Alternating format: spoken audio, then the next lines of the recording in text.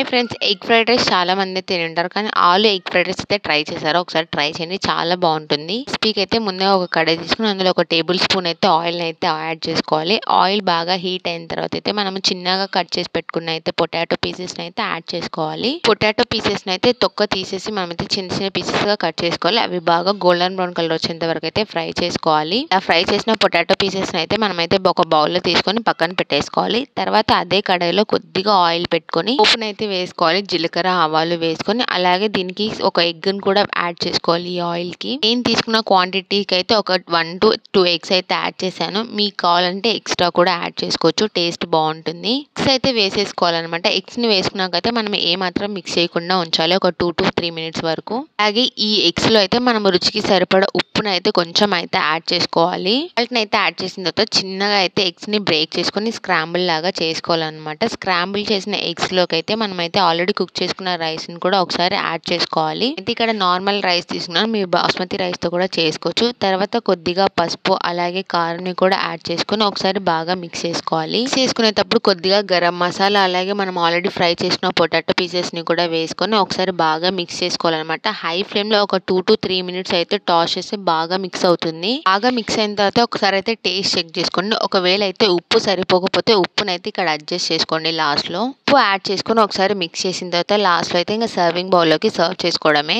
Tasty rice recipe అయితే చాలా బాగుంటుంది అనమాట. స్నాక్స్ కి అలాగే లంచ్ బాక్స్ కూడా. మీకు ఈ వీడియో నచ్చితే లైక్ చేయండి, షేర్ చేయండి. Don't forget to subscribe to my channel. Thanks for watching.